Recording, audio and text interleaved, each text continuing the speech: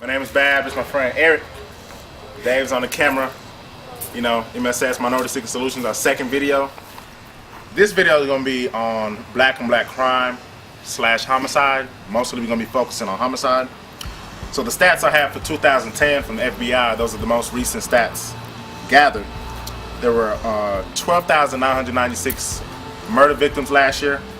Half of them were black, 49.8 to be exact. And of course, since 96% of blacks are murdered by other blacks, then 96% of those 6,500 were black. So half of the homicides last year were a result of black on black crime, black on black homicide. Also, another interesting stat, more than half of those are under the age of 30. So you have a young black man killing another black man.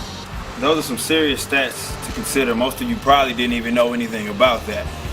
Because they're not popular subjects that go against what's being normalized right now. And I'll go ahead and say that at the beginning of this video. Basically, what's normalized is basically pointing the finger at everybody else, other races, government, extension of the government, such as police officers and stuff like that, blaming those guys for our problems, and not seeking any true solutions through accountability and responsibility. And we have a lot of people out here, a lot of African Americans, young African American males out here dying due to senseless violence. And as he mentioned, it's like 17 a day. That is a ridiculous stat. You have 17 a day that are happening as black on black that nobody's talking about. There's no reactions. There's nothing. We don't see Al Sharpton. We don't see Jesse Jackson.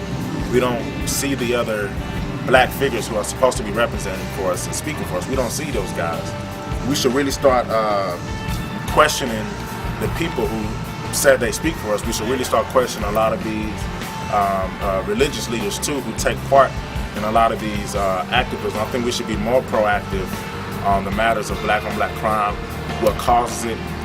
It's gonna have to be a lot that causes you to kill another man, to kill another human being. Like he said, probably a lot of it's going on over petty things. I remember a guy in Philadelphia, they got into an argument over who made the best Kool-Aid. An innocent person was shot over who made the best Kool-Aid. You see it on TV, there's people fighting and shooting over some new Jordans that are coming out that stand in line. These are petty things that doesn't bring you to kill another human being. We don't see any reactions on this. But the last point, and the thing that's the most important, is the solutions. I think a main solution would be to redefine what's cool, or to hold people to higher standards. Right now, the definition of cool is you got a bunch of tattoos and you fight a bunch of people and you just do a bunch of stupid stuff.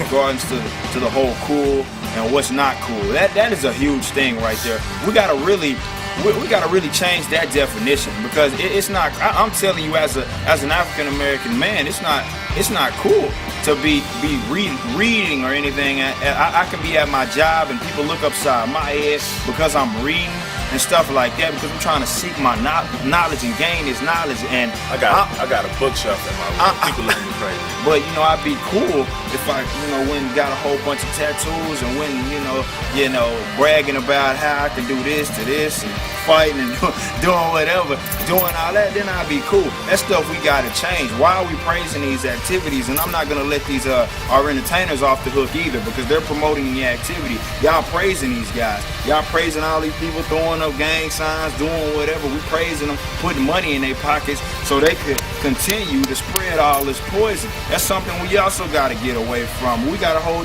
them accountable. You're an entertainer. You're able to influence millions and millions, and these guys claim to care about African Americans, and all they're doing is promoting poison through their strongest medium. That makes no sense. So they truly do not. They're exploiting African Americans.